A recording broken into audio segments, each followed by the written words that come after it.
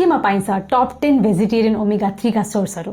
यो लिस्टको पछाडिको 3टा नाम सुनेर तपाईहरु दङ पर्न सक्नुहुन्छ, सो पुरै भिडियो हेर्नु होला। नम्बर 1 सस्तो सजिलो भरपर्दो आलस, आलसको तेल, आलसको दाना, आलसलाई पिसेको।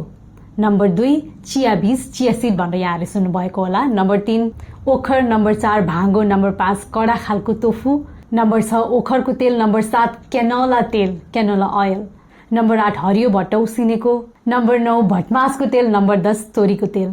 अचम्ममा पर्नु भयो होला यो 3टा तेलहरुको नाम सुनेर, भटमासको तेल, तोरीको तेल र क्यानोला ऑयल। तर साच्चै यिनमा ओमेगा 3 पाइन्छ। प्लान्टहरुमा पाइने ओमेगा 3 भनेको ALA भनेर भनिन्छ। ALA चाहिँ हाम्रो शरीरमा गएर त्यसको एक्टिभ फर्ममा चाहिँ कन्भर्ट हुनुपर्छ।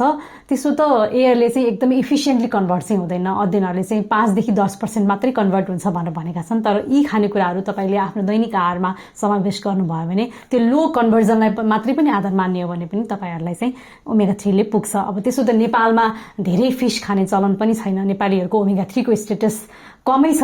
अब मासु खाने नखाने सबै व्यक्तिले यी खानेकुराहरु आफ्नो डायटमा चाहिँ राख्दाखेरि सबै हिसाबले फाइदा नै हुन्छ।